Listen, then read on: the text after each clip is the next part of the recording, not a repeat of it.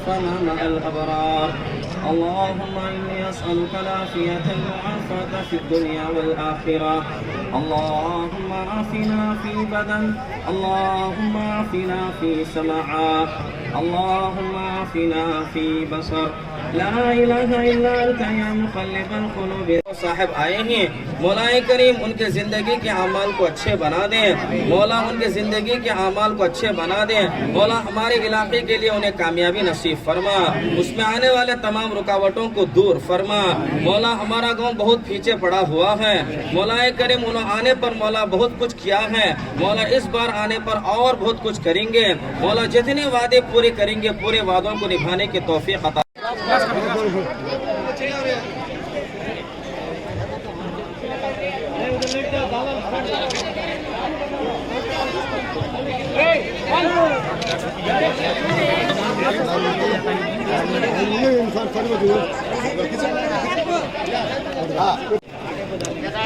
अरे गोरे दिल्ली शुरू कर ले स्टार्ट कर ले डाला लगाना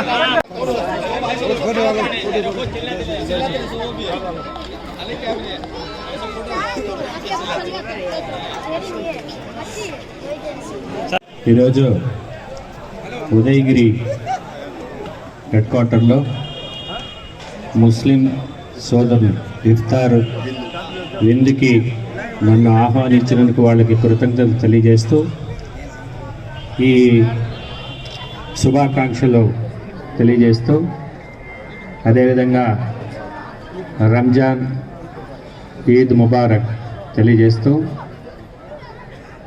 గతంలో ఒక నెల రోజుల క్రితం ఉదయగిరి హెడ్ క్వార్టర్లో నేను ప్రతి ఇంటికి వెళ్ళి అందరినీ కూడా కలుసుకోవడం జరిగింది. ఇంకా అవన్నీ నా మనసులో మెదులుతున్నాయి. ఇప్పుడు ఆయన చెప్పడం జరిగింది,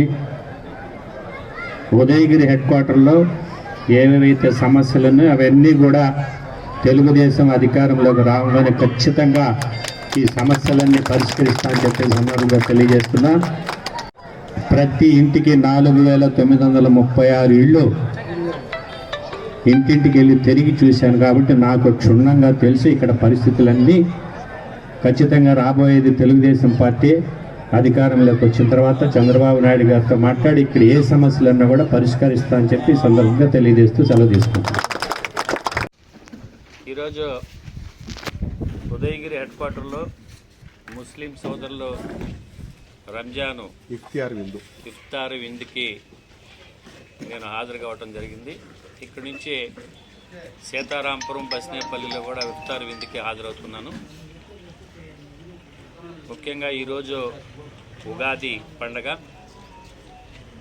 అందరికీ ఉగాది శుభాకాంక్షలు తెలియజేస్తూ అదేవిధంగా ముస్లిం సోదరులకి రంజాన్ శుభాకాంక్షలు తెలియజేస్తూ అందరూ కూడా హిందూ ముస్లింలందరూ కలిసిమెలిసి అన్నదమ్ముళ్ళలాగా ఉండాలని చెప్పేసి ఉదయగిరి హెడ్ క్వార్టర్లో ఎప్పుడు కూడా అన్ని వర్గాలు కూడా కలిసి, నేను ఇక్కడ అభ్యర్థి కాదు కాబట్టి అయినా కూడా ఉదయగిరి నియోజకవర్గ ప్రజలు నన్ను ఎంతో అభిమానించి 12 సంవత్సరాలు చాలా గౌరవంగా నన్ను చూశారు.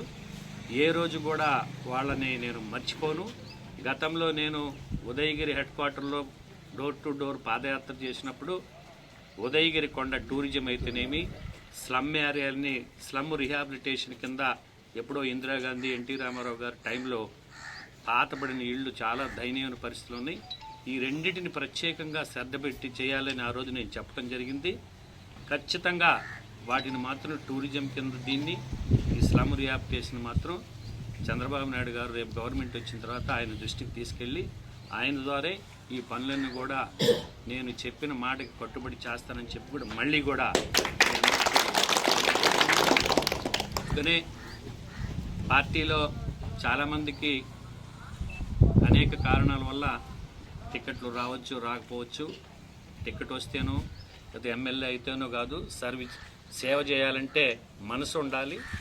ఖచ్చితంగా నేను ఈ ఉదయగిరి నియోజకవర్గ ప్రజలను ఎప్పటికీ మర్చిపోను. ఎప్పుడు కూడా ఇక్కడికి వస్తుంటాను, మీ అందరితో కలిసిమెలిసి పనిచేస్తాను. నేను తెలుగుదేశం పార్టీని వదిలిపోలేదు. తెలుగుదేశం పార్టీలో జాతీయ ఉపాధ్యక్ష పదవిలో నేను ఉన్నాను. ఈరోజు రేపు గవర్నమెంట్ వచ్చిన తర్వాత కేంద్రంలో కూడా నేను ఢిల్లీలో నాకు ఇచ్చిన పదవే ఢిల్లీలో కార్యక్రమాలు అన్ని పార్టీలతోటి అంటే పొలిటికల్ దీని మీదనే నేను ఢిల్లీలో పనిచేయాల్సింది కాబట్టి అందరితో సంబంధాలు ఉంటాయి కాబట్టి గతంలో నాకుండే సంబంధాలు ఎలాగో ఉన్నాయి. ఇప్పుడు పార్టీ ఇచ్చిన పదవులు ఇంకా కూడా సంబంధాలు పెరుగుతాయి. ఖచ్చితంగా ఈ నియోజకవర్గం ప్రత్యేకంగా ఈ నియోజకవర్గానికి అభివృద్ధి చేస్తానని చెప్పి కూడా అందరికీ తెలియజేస్తున్నాను. నేను ఇక్కడ చూస్తున్నాను కాబట్టి ఏ రోజు కూడా ఇక్కడ హెడ్ క్వార్టర్లో గొడవలు అనేది లేకుండా అందరూ బాగుంటారు. అందరికీ ఆయురారోగ్యాలతో భగవంతుడు చూడాలని చెప్పేసి మనస్ఫూర్తిగా కోరుకుంటూ, అయితే ఇప్పుడు ఎన్నికల దగ్గరికి వచ్చినాయి. మే 13వ తేదీ జరిగేటటువంటి అసెంబ్లీ ఎన్నికల్లో తెలుగుదేశం పార్టీని గెలిపించాలని చెప్పేసి ఉదయగిరి నియోజకవర్గ ప్రజలందరినీ కోరుకుంటున్నాను. అదేవిధంగా చంద్రబాబు నాయుడు గారు ఈ రాష్ట్రానికి ఎంతో అవసరం. ఆయన్ని ముఖ్యమంత్రి చేసుకోవాల్సిన అవసరం ఎంతో ఉంది. గత 5 సంవత్సరాలు వైసీపీ కాంగ్రెస్ ప్రభుత్వంలో ఎక్కడా కూడా అభివృద్ధి అనేది లేదు. మంత్రి చేసుకోవాల్సిన అవసరం ఎంతో ఉంది. గత 5 సంవత్సరాలు వైసీపీ కాంగ్రెస్ ప్రభుత్వంలో ఎక్కడా కూడా అభివృద్ధి అనేది లేదు. 3 రాజధానులు అని చెప్పేసి ఒక్క రాజధాని కూడా లేకుండా చేశారు. పోలవరం ప్రాజెక్టు పరిస్థితి అంతే. ఈరోజు అబద్ధాలు చెప్పి కుర్చీనెక్కి అభివృద్ధి అనేది లేకుండా ఈ రాష్ట్రాన్ని భ్రష్టు పట్టించాడు జగన్మోహన్ రెడ్డి. అందుకనే ఎటువంటి పరిస్థితుల్లో కూడా మనం చంద్రబాబు నాయుడు ముఖ్యమంత్రిగా చేసుకుంటేనే ఈ రాష్ట్రానికి భవిష్యత్తు ఉంటుంది చెప్పి కూడా మీ అందరికీ తెలియజేస్తున్నా. ఒక్కసారి గుర్తుపెట్టుకోండి, ఉదయగిరి నియోజకవర్గ ప్రజలు 2014 నుంచి 19 వరకు ఎన్ని అభివృద్ధి కార్యక్రమాలు చేసాం ఒకసారి గుర్తుపెట్టుకోండి. మొన్న చంద్రబాబు నాయుడు గారు వచ్చినప్పుడు కలిగిరిలో నేను స్వాగతం పలికి ఆయన కారులోనే వింజమూరు దాకా వచ్చాను. ఆ రోజు నేను చెప్పాను, సార్ మన టైంలో 3 నేషనల్ హైవేలు ఉదయగిరి నియోజకవర్గానికి తీసుకొచ్చాము. దాదాపుగా ఉదయగిరి నియోజకవర్గం నుండి రైతులు ఎవరైతే పొలాలు ఉన్నాయో వాళ్ళకి కొన్ని వేల కోట్ల రూపాయల ఆస్తి విలువ పెరిగిందని చెప్పి కూడా చంద్రబాబు నాయుడు గారికి నేను చెప్పడం జరిగింది. ఇంకా కూడా ఆ రోజు నేను కారులో ముఖ్యమంత్రి చంద్రబాబు నాయుడు గారికి నేను ఒకటే చెప్పాను, సార్ నేషనల్ హైవేలు వచ్చినాయి, రోడ్లు వచ్చినాయి, కానీ ఈ నియోజకవర్గానికి ముఖ్యంగా సాగునీరు తాగునీరు మాత్రం మనం ఖచ్చితంగా ఈసారి గవర్నమెంట్ వస్తే చేయాలని చెప్పి ఆ రోజు వేమిరెడ్డి ప్రభాకర్ రెడ్డి గారు కూడా ఆ కారులో ఉన్నారు, బేదారావు చంద్ర గారు, నేను. ఉదయగిరికి ఉండే ప్రాజెక్టులన్నీ కనుక కంప్లీట్ చేస్తే దాదాపుగా 2,60,000 ఎకరాలు సాగునీరు అందించవచ్చు. డ్రింకింగ్ వాటర్ ప్రాబ్లం లేకుండా పోతుంది. పెద్దిరెడ్డిపల్లి రిజర్వాయర్ కానీ, సోమశిల హై లెవెల్ కెనాల్ కానీ, ఉత్తర కాలువ కానీ, కావల కాలువ కానీ, వీటన్నిటిని కనుక కంప్లీట్ చేస్తే ఉదయగిరి డెల్టా లాగా తయారు చేయొచ్చు సార్.